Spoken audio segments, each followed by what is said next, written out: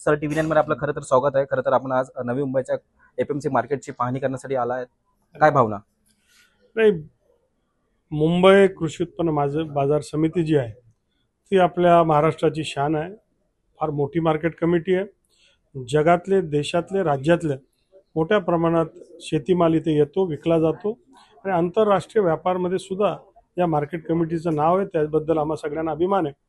Market committee कशा आहेत, काय त्यांचं चालतं, मंत्री म्हणून मी चार्ज घेतल्यानंतर पहिलं इथं पाहण्यासाठी आलोय आणि म्हणून इथल्या संचालक मंडळांनी इथलं कामकाज मला समजून दाखवलं, सांगितलं आणि इथलं मार्केटसुद्धा ते मला दाखवतात। त्याच्यामधल्या काही नक्कीच अडचणी आहेत।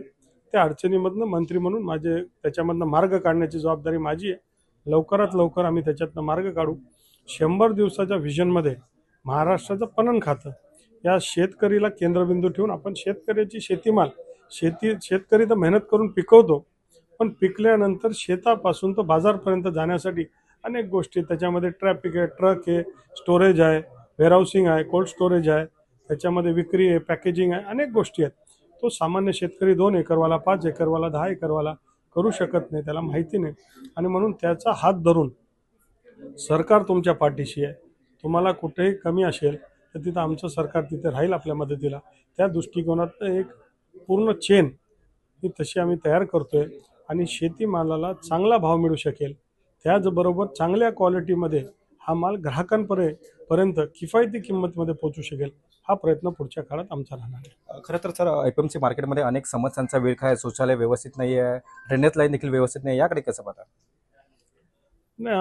नक्कीच कुठल्याही मार्केट कमिटीमध्ये समस्या असतात आणि मुंबई मार्केट कमिटी मोठी असल्यामुळे समस्या अधिक असतील, त्यामध्ये काही विषय नाही, परंतु या समस्याच्या माध्यमातून मार्ग काढणं सुद्धा आपलं काम। इथलं संचालक मंडळ, आमचं पणन विभाग आणि मंत्रालय म्हणून आम्ही याच्यामधून नक्कीच येणाऱ्या काळात मार्ग काढू आणि आमचे आलेले ग्राहक असतील, आमचे आलेले शेतकरी असतील किंवा इथे जे काही घटक आहेत, व्यापारी असतील, आमचे हमाल, मापाडी, या सगळ्यांसाठी सोय सवलती उपलब्ध करून देऊ। सर, यातील ज्या इमारती आहेत त्या देखील नादुरुस्त आहेत, तर त्या कधीपर्यंत आपण पुन्हा रिडेव्हलपमेंट कधीपर्यंत आणाल?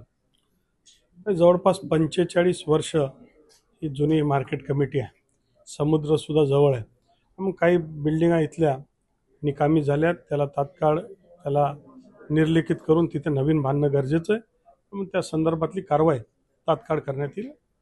सर, खरं तर पणन मंत्री म्हणून आपण आज चार्ज घेतलेला आहे, तर पहिलं आपलं उद्दिष्ट काय असणार आहे? आमचा प्रयत्न असा आहे की सामान्य शेतकऱ्याच्या मालाला योग्य क्वालिटी, म्हणजे त्याचा 25-30% तर तो गळतो, पडतो, सडतो, असं सगळं आहे, ते सगळं थांबवणं गरजेचं आहे। त्या संदर्भात त्या शेतकऱ्याच्या पाठीशी सरकार म्हणून आम्हाला उभं राहायचं आहे आणि त्याचबरोबर त्याला भाव कसा मिळेल, चांगला भाव त्याने पिकवला की लगेच त्याला विकणं कुठे, या संदर्भातलं मार्गदर्शन करण्यासाठी किंवा मदत करण्यासंदर्भात आमचं पणन विभाग काम करेल आणि त्याचबरोबर जो ग्राहक आहे त्याला सुद्धा चांगल्या किमतीत मिळालं पाहिजे।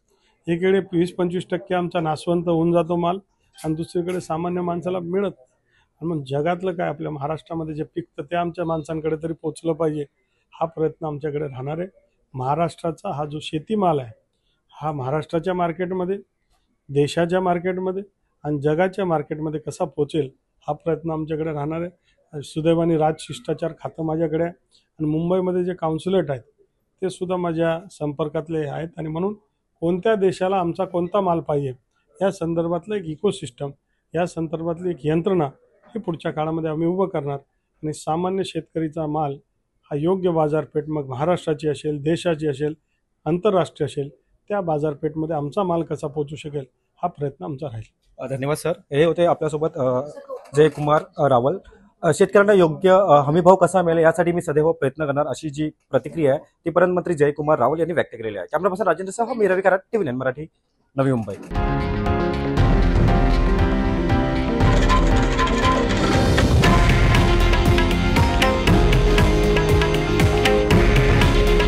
हे आहे देशातील नंबर 1 न्यूज नेटवर्क आणि आपण पाहत आहात TV9 मराठी।